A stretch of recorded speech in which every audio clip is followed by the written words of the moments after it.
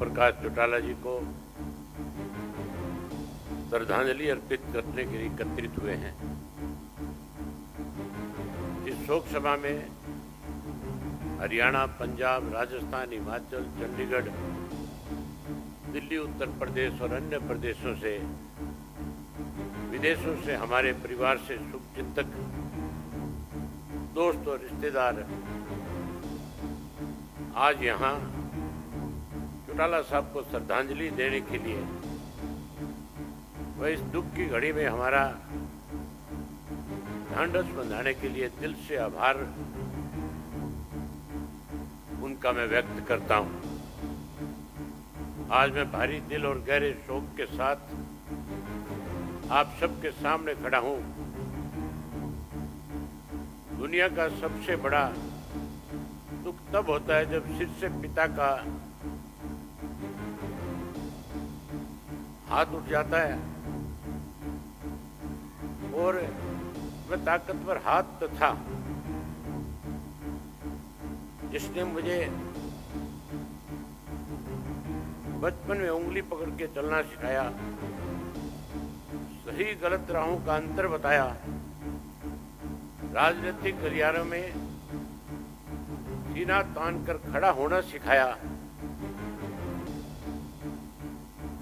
मेरे पूजनीय पिताजी और आपके अजीज नेता अपनी जान से भी ज्यादा प्रेम करने वाले शख्सियत थे। जाने का दुख तो मुझे हो रहा है, उसे मैं शब्दों में बयान नहीं कर सकता।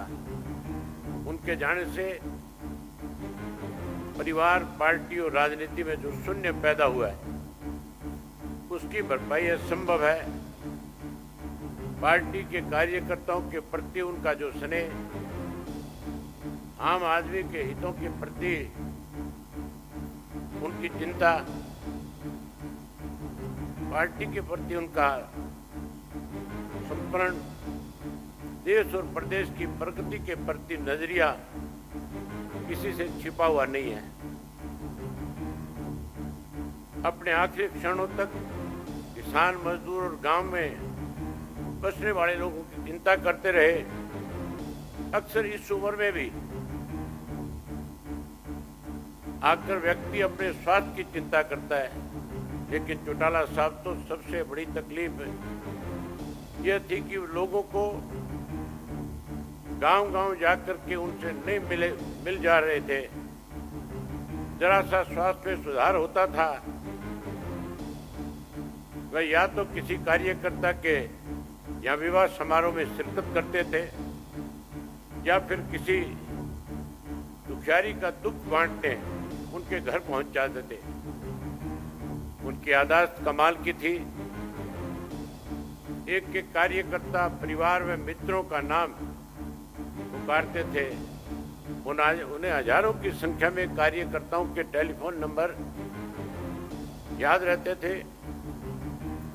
वे अपनी सारी कामयाबी का श्रेय अपने कार्यकर्ताओं को देते थे। वे अक्सर कहा करते थे,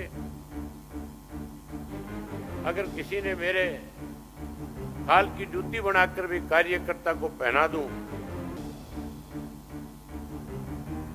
तो मैं उनका एहसान नहीं उतार सकूंगा। हिंदी, पंजाबी, उर्दू और देश के सर्वश्रेष्ठ वक्ताओं में से एक थे। उनके कथन मुहावरे बनते थे, कहावत बनती थी। उनका फैसला मिसाल बना करते थे। वे अक्सर कहा करते थे कि जनता में केवल दो वर्ग होते हैं, एक गमेरा वर्ग है और एक लुटेरा वर्ग है। उन्हें गमेरे वर्ग की सेवा में कोई लापरवाही करे बर्दाश्त नहीं था। उनका मानना था सत्ता सुख भोगने का साधन नहीं अपितु सेवा का साधन है। हालांकि औपचारिक शिक्षा उनके पास बहुत कम, लेकिन फिर भी खाली समय जब मिलता था कुछ ना कुछ पढ़ते रहते थे। वह एक कार्य कौशल व्यक्ति थे। उनकी कार्यशैली में हरियाणा के विकास की एक गाथा लिखी जो आज तक कोई नहीं लिख सका।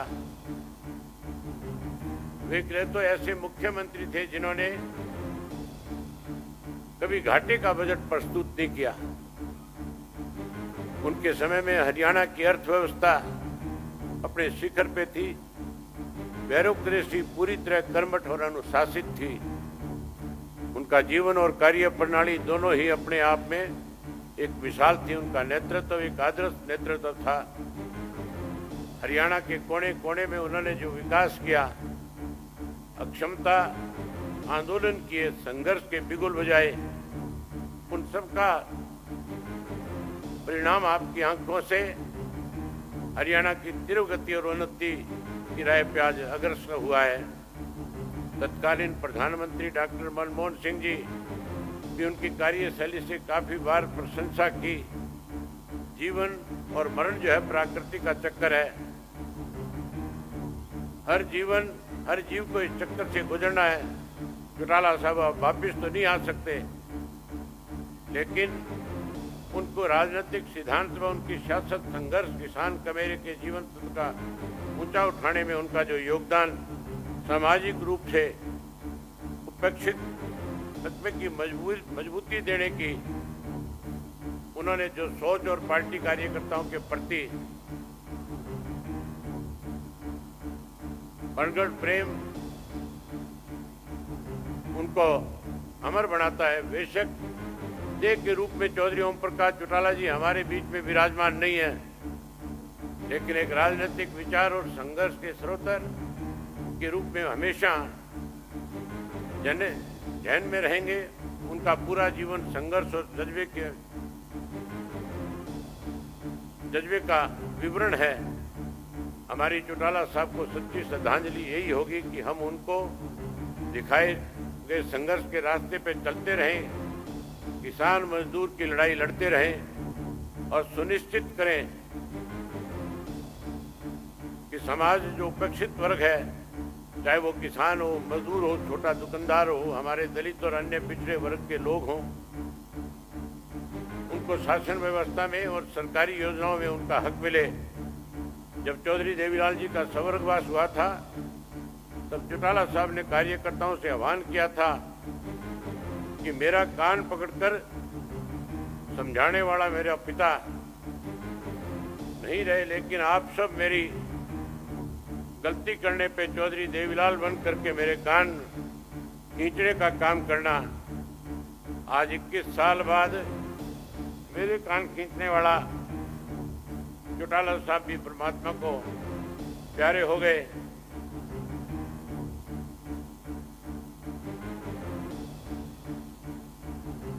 चौधरी देवीलाल और ओम प्रकाश चौटाला जी ने कभी भी अपने जीवन काल में अपने असूलों से समझौता नहीं किया। अपनी जिंदगी के आखिरी दशक में भी हजारों कार्यकर्ताओं के परिवारों को नौकरी देने का काम किया। वह 10 साल कार्यकर्ताओं के मान सम्मान के लिए जेल काटी।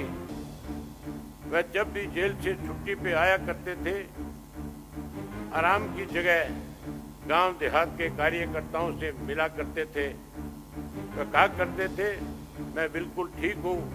कभी भी उन्होंने कार्यकर्ताओं को कुछ महसूस नहीं होने दिया और कार्यकर्ताओं की हमेशा ही हौसला अफजाई की।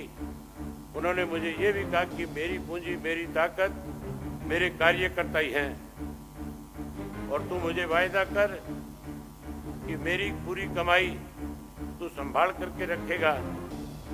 मैंने एक बेटे का फर्ज निभाया, एक भाई का फर्ज निभाया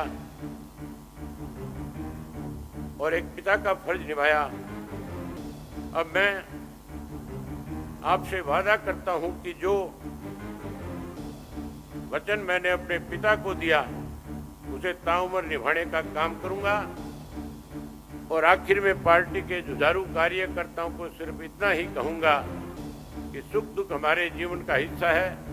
आप हिम्मत रखिए। हम चौटाला साहब को तो वापस नहीं ला सकते, लेकिन उनके सपनों को अवश्य साकार करेंगे।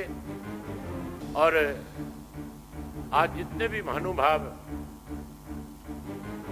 आज की श्रद्धांजलि सभा में शामिल हुए, मैं आखिर में आप सब से एक निवेदन करूंगा कि चौटाला साहब ने अपनी ताउम्र जिंदगी में हर किसी के, चाहे उनका कितना भी बड़ा राजनीतिक कोई विरोधी था, उसके यहाँ भी अगर घर में किसी वजह से कोई संकट आया